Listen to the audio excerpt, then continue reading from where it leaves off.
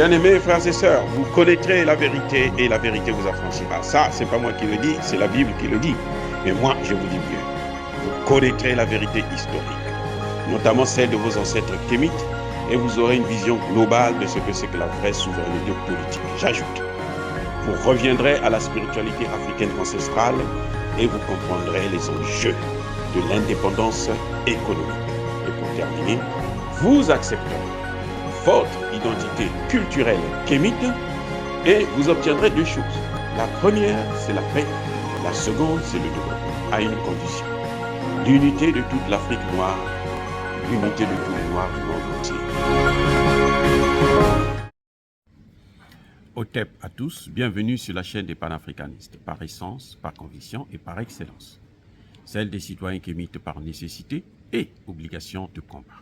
Nous sommes une chaîne qui n'est quittée que par nos ancêtres et rien que par les ancêtres qui appartiennent à l'égrégore du monde noir. Par conséquent, nous ne croyons en aucun Dieu venu de l'étranger. Toutefois, cette vidéo n'est aucunement destinée à inciter à la haine ou à la violence, car nous menons un combat qui est d'abord et avant tout spirituel, intellectuel et démocratique. Ensuite, il est politique, géopolitique et géostratégique.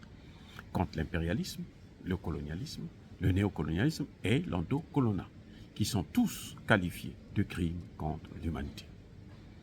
Nous menons ce combat sur la base du principe fondamental que nous avons hérité de nos ancêtres kémites, qui est celui de la Mahat, c'est-à-dire solidarité, vérité et justice. Vous êtes donc en droit de connaître la vérité et nous avons l'obligation de vous dire la vérité, rien que la vérité, afin que justice soit rendue au continent africain. Et ça, c'est notre modeste contribution dans cette noble lutte en faveur de la souveraineté, la dignité, la solidarité et l'unité africaine. Ça, c'est ce que nous appelons le panafricanisme. Bien-aimés frères et sœurs, nous allons vous parler maintenant de la théorie des 3D. Dédollarisation, démondialisation, dépolarisation. Qu'est-ce que ça veut dire? C'est un ordre mondial qui est en train de changer. L'ordre mondial établi par les Occidentaux, et notamment par les États-Unis d'Amérique, le dollar, la plus grande puissance du monde, avec la volonté de création d'un gouvernement mondial et une seule puissance dominante dans le monde. Eh oui, c'est ça l'ordre mondial. C'est ça ce que George Bush a appelé le nouvel ordre mondial. Et c'est ça qui est en train de changer en ce moment. Qu'est-ce que la dédollarisation? Nous avons parlé tout à l'heure du dollar dans le nouvel ordre mondial qui était la puissance, la monnaie de référence du monde entier. À un moment donné, l'Union européenne, avec son euro, essayait de rivaliser un peu, essayait de grappiller quelques petits avantages par rapport à leurs liens à travers l'OTAN et puis les liens historiques qu'ils ont entre les pays européens et les États-Unis. Mais en réalité, la seule monnaie de référence était le dollar. C'est-à-dire, quand les pays font des transactions, tout le monde, même pas les pays, les hommes d'affaires, les privés, chaque fois qu'il y a une transaction dans le monde, les références sont faites en dollars. C'est-à-dire qu'on évalue le marché, l'accord, en fonction du dollar, sur la base du dollar. Vous voulez acheter de l'or, vous voulez acheter le pétrole, vous voulez acheter le diamant, vous voulez acheter je ne sais pas quoi, vous devrez le faire en dollars. Parce que cette matière première est évaluée en dollars et chaque fois que vous voulez acheter, vous achetez ça en dollars.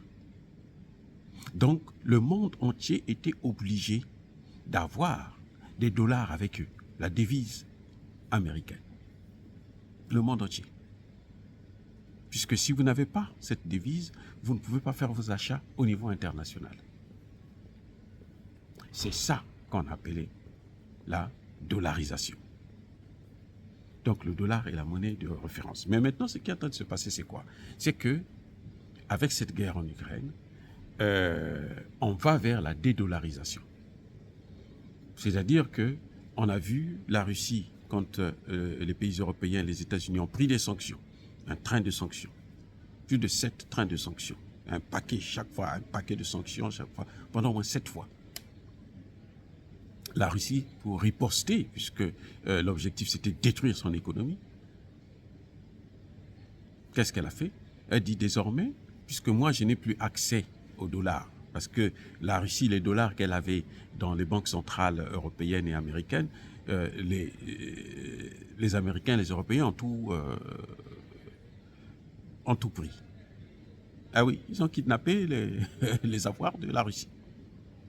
Alors, la Russie décide, mais comme moi je ne peux plus acheter avec utiliser votre monnaie, puisque je suis même sorti, vous m'avez sorti du système SWIFT, je ne peux plus utiliser le dollar, parce que si je vends en dollars, envoie cet argent-là, vous allez bloquer cet argent. Donc, désormais, je vends mes produits en roubles ou en yuan. J'achète en roubles ou en yuan. Aussi simple que ça. Maintenant, les pays comme la Chine disent « Ah oui, nous aussi, on peut acheter et vendre en yuan ». Les Indiens disent la même chose pour leur monnaie. On peut acheter et vendre avec notre propre devise. Et beaucoup de pays actuellement achètent le pétrole et le gaz russe en roubles. Donc, on n'a plus besoin d'avoir le dollar pour faire une transaction au niveau international. Ce qui rapportait beaucoup d'argent aux États-Unis. En tout cas, ça se chiffrait en millions de dollars chaque jour. Imaginez-vous que vous allez acheter, que signer un contrat pour l'achat du pétrole. Tout ce contrat-là, tout le montant est évalué en devises américaines, en dollars. Donc, chaque fois que vous faites une transaction, même si les Américains dorment, ils n'ont rien à voir avec ça, ils ont un pourcentage là, parce que vous utilisez leur monnaie. C'est ça qui a changé. Maintenant, on peut utiliser l'autre monnaie. On peut utiliser le rouble, on peut utiliser le yuan, on peut utiliser la monnaie indienne. C'est ça qu'on appelle la dédollarisation. La mondialisation maintenant, c'est, en d'autres termes, c'est la globalisation. La volonté des puissances occidentales d'avoir un gouvernement mondial. Eh oui, qu'ils vont diriger, bien entendu. Ça fait partie de l'ordre mondial. Depuis que l'ex-URSS a disparu, eh ben, les États-Unis, l'Union européenne, ils veulent avoir une seule, que le monde entier puisse avoir un gouvernement mondial, que l'Organisation des Nations Unies puisse être l'embryon de ce gouvernement mondial que eux, ils vont diriger, parce que ce sont eux qui dirigent les Nations Unies.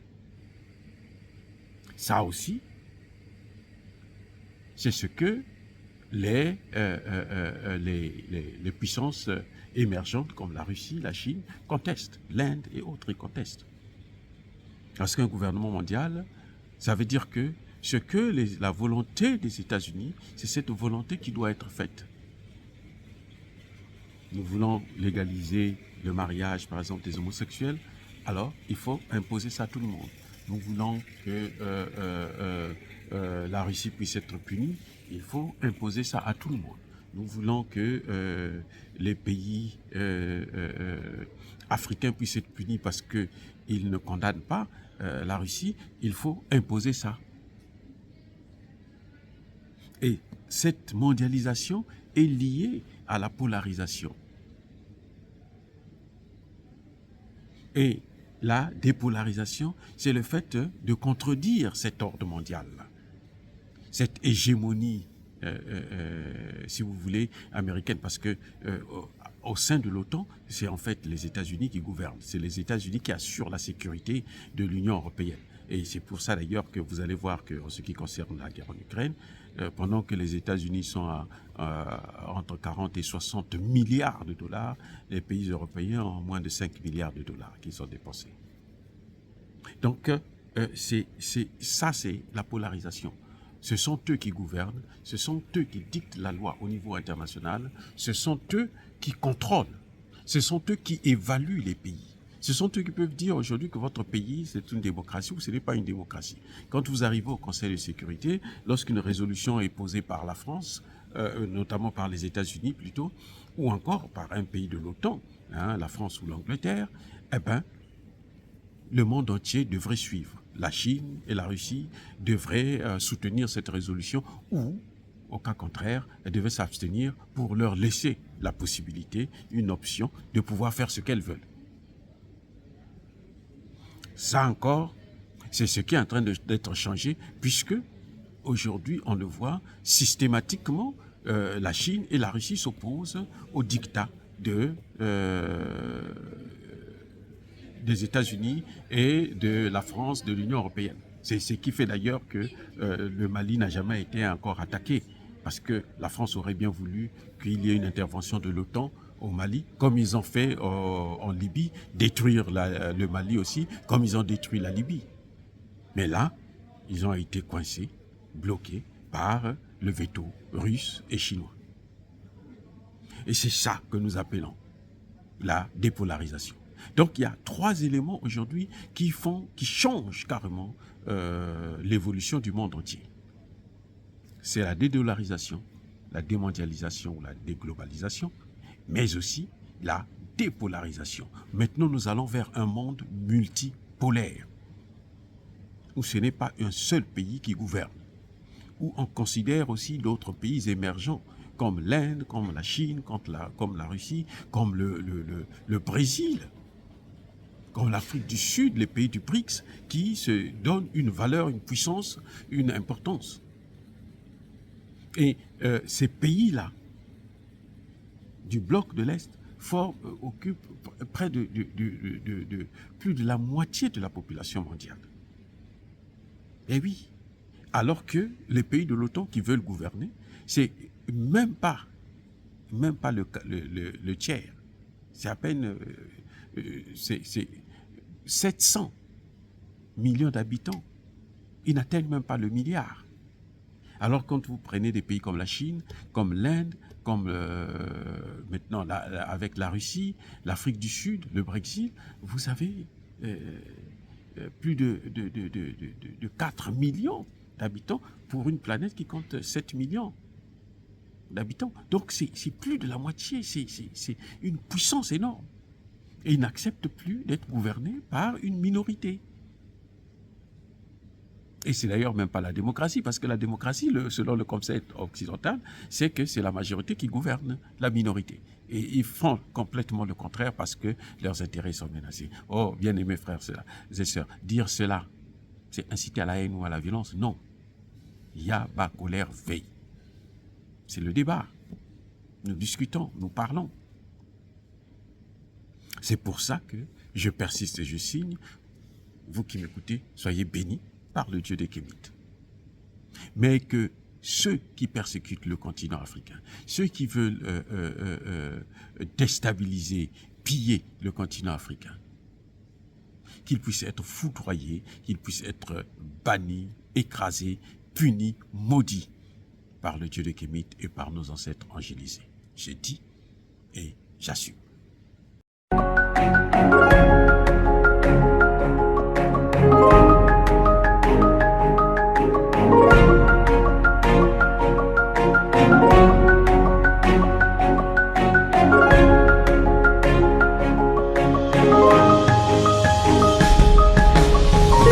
Eux, ils marchent par la foi et non par la vue. Mais moi, je vous conseille vivement de marcher par la connaissance scientifique et historique, notamment celle de nos ancêtres kémites, par les 5 sens et par l'intelligence. À vous, à Pierre.